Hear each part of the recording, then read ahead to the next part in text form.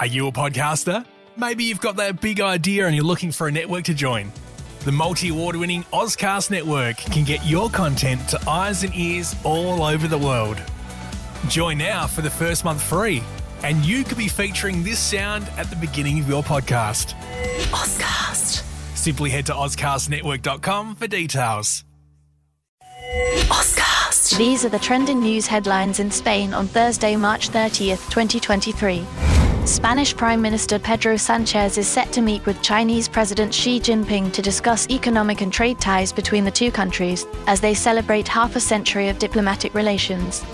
However, analysts predict that the real topic of conversation will be the fate of Ukraine, with Spain about to join international efforts to end the Russian invasion. As Europe's first major land war since World War II continues, Spain has been thrust into the spotlight as a possible diplomatic interlocutor in the conflict.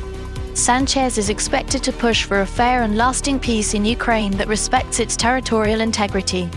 The world, he says, should listen to China's plan for peace, as the country is a global actor. Renewable energy investors are taking the Spanish government to court in London over lost subsidies, with the outcome of the $125 million lawsuit having implications for clean energy financing across the EU.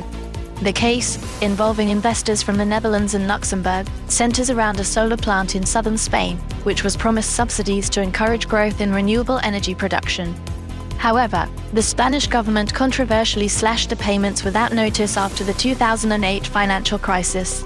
Spain has been sued more than 50 times over the retroactive changes, but has not paid out despite losing more than 20 cases. The dispute risks shaking confidence in the EU's investment climate for clean energy, which is already being affected by a new US law offering incentives for homegrown green technology. Spain's new coach, Luis de la Fuente, is feeling the heat after a lackluster win and a disappointing loss in his first two games in charge. Spain managed to scrape a 3-0 win against Norway in their opening qualifying match for the 2024 European Championship, but their performance was far from convincing. They followed that up with a 2-0 loss to Scotland, which has put de la Fuente under pressure to show significant improvement in their next game. Despite having nearly 70% possession, Spain managed only 3 shots on target against Scotland, which is a worrying sign for a team that has traditionally focused on possession-based football.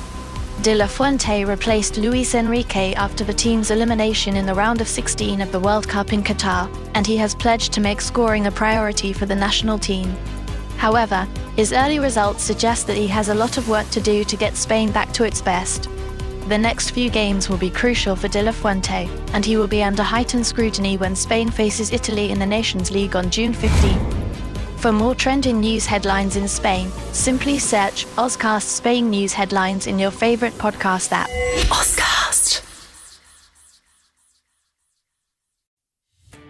Are you a podcaster? Maybe you've got that big idea and you're looking for a network to join. The multi-award-winning Ozcast network can get your content to eyes and ears all over the world.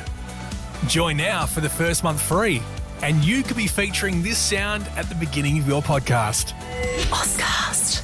Simply head to ozcastnetwork.com for details.